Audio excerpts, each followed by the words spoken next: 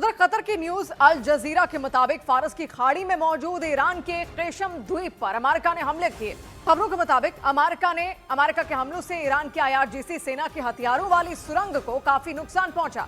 हमले के बाद सामने आई तस्वीरों के आधार पर दावा किया गया कि ईरान के हथियारों वाली सुरंग के पास बड़े बड़े गड्ढे हो गए।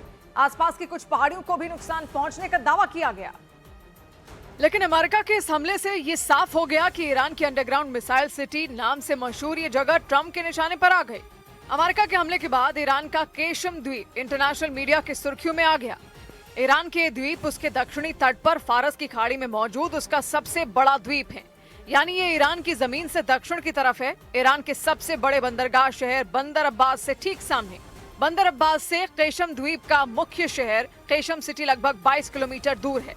इस द्वीप का सबसे नजदीकी किनारा ईरान के तट से सिर्फ 2 किलोमीटर दूर है। ये द्वीप पूरी तरह ईरान के तट के सामने समानांतर है, मानो जैसे कोई लंबी दीवार ईरान के किनारे के साथ साथ समंदर में खड़ी कर दी गई हो। ईरान के केशम द्वीप का आकार किसी तीर जैसा दिखाई देता है। कहा जाता है कि हॉर्मुज गलियारे के बिल्कुल मुहाने पर करीब 1500 वर्ग किलोमीटर की लंबी चौड़ाई वाले इस द्वीप में ईरान की आईआरजीसी सेना की जान बसती है, क्योंकि अल जजीरा के मुताबिक ईरान का ये द्वीप न केवल भौगोलिक रूप से ईरान की फौज के लिए सबसे अहम है, बल्कि सैन्य रणनीति के लिहाज से भी ईरान के लिए एक मजबूत किले की तरह काम करता है। खबरों के मुताबिक ईरान की सेना ने इस द्वीप पर जमीन के अंदर सुरंगें बनाकर अपनी घातक मिसाइलों, ड्रोन और तेजी से हमला करने की ताकत रखने वाली नौसेना की खतरनाक नावों को छिपा कर रखा है। यानी केशम द्वीप पर मौजूद सुरंग ईरान की आईआरजीसी सेना के हथियारों का गोदाम है। अल जजीरा के मुताबिक बीते कुछ सालों में ईरान के केशम द्वीप पर भारी भरकम निवेश किया गया।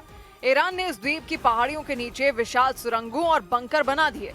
खबरों के मुताबिक ईरान ने अपने इस पाताल लोक में एंटी शिप क्रूज मिसाइलें, बैलिस्टिक मिसाइलें, घातक ड्रोन, तेजी से हमला करने की क्षमता वाली नौसेना की नावों और नौसेना के हथियारों को छिपा कर रख दिया। खबरों के मुताबिक ईरान ने स्ट्रेट ऑफ हॉर्मुज के मुहाने पर मौजूद इस द्वीप को अपनी अंडरग्राउंड मिसाइल सिटी इसलिए बनाया ताकि जरूरत पड़ने पर हॉर्मुज गलियारे को बंद करने में आसानी हो, समंदर में दुश्मन के जहाजों पर हमला करने में परेशानी न हो। अल जजीरा के मुताबिक ईरान की आईआरजीसी सेना ने जमीन के अंदर गहराई में अपने हथियारों का गोदाम दुश्मन के हमलों से बचने के लिए बनाया, क्योंकि जमीन पर बने सैन्य ठिकानों को ड्रोन या मिसाइल से आसानी से निशाना बनाया जा सकता है। लेकिन पाताल लोक में बनी इस मिसाइल सिटी को तलाशने और उसे तबाह करने के लिए दुश्मन को भारी भरकम बम या बंकर बस्टर मिसाइलें दागनी पड़ेंगी। इधर ईरान के साथ छिड़ी जंग के दौरान कई दिनों से बंद पड़े हॉर्मुज गलियारे को खुलवाने के लिए डोनाल्ड ट्रंप ईरान के खार्क द्वीप को कब्जे में लेने का प्लान बना रहे हैं। ये खबर एक्सियोस नाम की अमेरिकी वेबसाइट ने दी। एक्सियोस के मुताबिक ट्रंप ने स्ट्रेट ऑफ हॉर्मुज खुलवाने के लिए ईरान की उस नस को काटने का प्लान बना लिया जिसकी उसकी सांसें चलती हैं। एक्सियोस की रिपोर्ट में बताया गया कि ट्रंप ने खार्क द्वीप पर कब्जे या उसकी घेरेबंदी के लिए अपनी नौसेना की एक स्पेशल टुकड़ी भी भेज दी, जिसमें अमेरिकी नौसेना के 2500 खतरनाक मरीन कमांडो शामिल बताए गए। एक्सियोस के मुताबिक ट्रंप की योजना खार्क द्वीप की घेरेबंदी करके या फिर उस पर कब्जा करके ईरान पर दबाव बनाने की है। एक्सियोस की रिपोर्ट में बताया गया कि खार्क द्वीप के जरिए अमेरिका ईरान को हॉर्मुज गलियारा खोलने के लिए मजबूर कर सकता है। ईरान ने जंग शुरू होने के बाद से ही पूरी दुनिया में तेल सप्लाई के सबसे अहम रास्तों में एक स्ट्रेट ऑफ हॉर्मुज को अपने कब्जे में ले रखा है।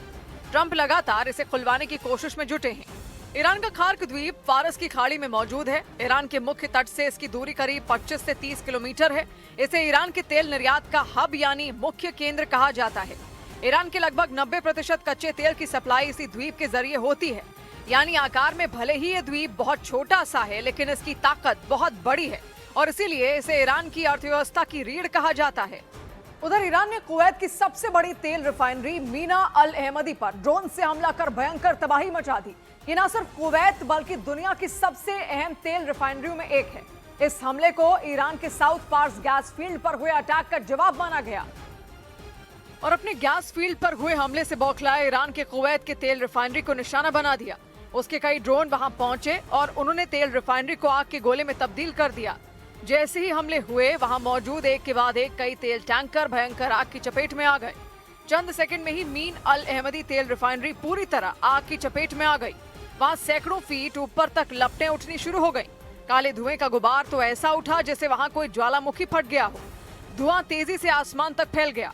ईरान के ड्रोन ने वहां ऐसी तबाही मचाई कि लाखों बैरल तेल पल भर में नष्ट हो गया। ये कुवैत की सबसे बड़ी तेल रिफाइनरी है। हालांकि अपने गैस फील्ड पर हुए हमले के बाद बौखलाए ईरान ने एक रोज पहले कतर और सऊदी अरब को निशाना बनाया था और उन देशों में मौजूद गैस प्लांट और तेल रिफाइनरी पर हमले किए थे।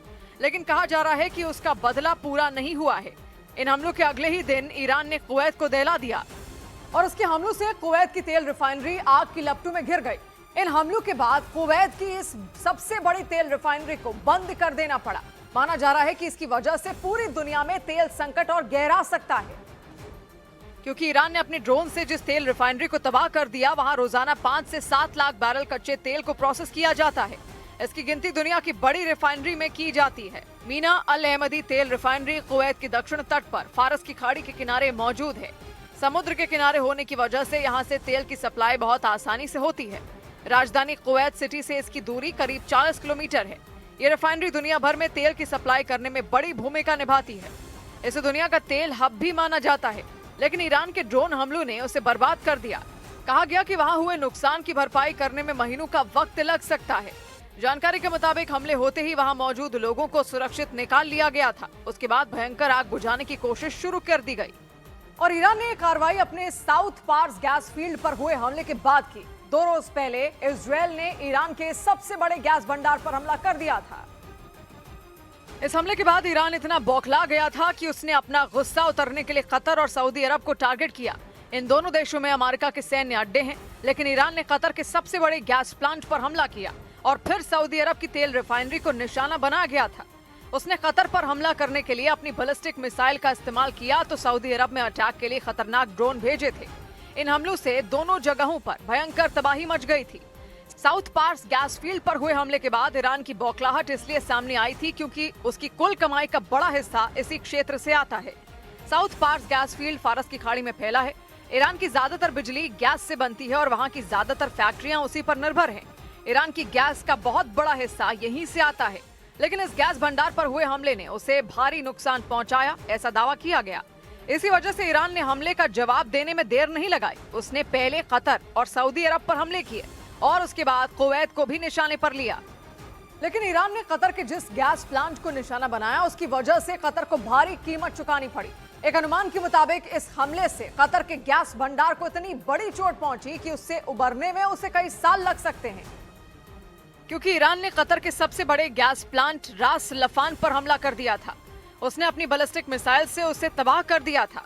एक अनुमान के मुताबिक कतर का 17% एलएनजी ढांचा तबाह हो गया। इसकी वजह से 2000 करोड़ डॉलर यानी भारतीय रुपए में करीब 1,86,000 करोड़ रुपए का भारी नुकसान हुआ। आशंका जताई गई कि इस हमले से उबरने में कतर को 5 साल का वक्त लग सकता है। ऐसे में माना जा रहा है कि यह संकट सिर्फ कतर के लिए नहीं होगा, बल्कि पूरी दुनिया पर इसका असर दिख सकता है, क्योंकि एशिया और यूरोप के कई देश कतर की गैस पर ही निर्भर हैं। कतर दुनिया के सबसे बड़े एलएनजी निर्यातकों में एक है। एलएनजी यानी लिक्विफाइड पेट्रोलियम गैस। इसी एलएनजी से सीएनजी और पीएनजी बनती है। अगर वहां गैस की सप्लाई पर असर हुआ तो पूरी दुनिया में खलबली मच सकती है। माना जा रहा है कि इससे गैस की सप्लाई चेन पर गंभीर संकट आ सकता है और इसके कारण गैस की कीमतें और बढ़ सकती हैं।